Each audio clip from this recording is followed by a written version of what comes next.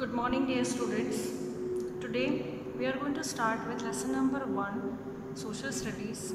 The name of the lesson is Globes and Maps. First of all, many years ago people thought that the earth was flat. देखिए, पहले लोगों का ये मानना था, बहुत साल पहले की बात है, लोगों का ये मानना था कि हमारी जो अर्थ है वो फ्लैट है.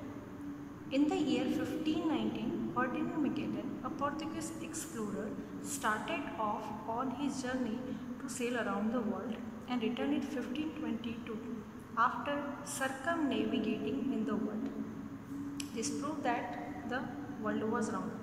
1519 फर्डिनेंड मैगेलन एक पोर्तुगीज़ एक्सप्लोरर थे. उन्होंने अपनी जर्नी स्टार्ट करी थी in the year 1519 and it comes to an end. वो रिटर्न हुए, उनकी जर्नी ख़त्म हुई 1522 को after circumnavigating that means sail around the world. जब वो पूरी दुनिया घूम लिए 1522 he will come back, he return back. वो फिर से रिटर्न हुए and this prove that the world was round. और उसके बाद उनका ये मानना था, उन्होंने दुनिया को बताया, प्रूव किया कि हमारी जो अर्थ है वो पूरी राउंड है. Now first of all in this chapter the three main topics, like first one is globe, second one is map and third one is components of map. The first one I am going to start with globes. A globe is a model of the earth. एक globe जो होता है वो हमारी अर्थ का एक model है. हमारी पूरी अर्थ को शो करने के लिए क्या बनाया गया? एक ग्लोब बनाया गया. Now we have some advantages and disadvantages both we have. First of all, advantages to study the earth as whole. Advantages, first point, to study the earth as whole. अगर आपको पूरी अर्थ की स्टडी करना है, पूरे अर्थ को जानना है, तो ये बेहतरीन तरीका है ग्लोब के through. Second advantage is that it shows correct shape. ये आपको करेक्ट शेप बताता है, करेक्ट लोकेशन बताता है ओशियंस एंड कॉन्टिनेंट्स की. Now disadvantages, it shows only one side of a globe at a time. इसका एक ये भी डिसएडवांटेज है कि हमारा जो ग्लोब है आप एक समय में उसकी एक ही साइड देख सकते हैं. Second, not shows the detail of small town and cities. ये स्मॉल टाउन और सिटीज़ की इतनी डिटेल आपको नहीं दे पाता है. कारण ये है कि हमारा ग्लोब इतना बड़ा नहीं है, वो एक मॉडल है. हमारे अर्थ को शो करने के लिए वो एक मॉडल बनाया गया है. तो आप उसके ऊपर छोटे बहुत सारे टाउन से, बहुत सारी सिटी से आप शो नहीं कर सकते. Now the second topic is maps. A map is a drying of earth surface on a flat surface. एक मैप जो होता है वो ड्राइंग होती है अर्थ के सरफेस की फ्लैट सरफेस पर. Now a book containing different type of map is called an Atlas. एक बुक, ऐसी बुक जिसमें डिफरेंट टाइप ऑफ मैप्स आपको मिलेंगे. पूरी बुक होती है जिसमें आपको मैप्स ही मैप्स मिलेंगे, लेकिन डिफरेंट टाइप के मैप्स होंगे.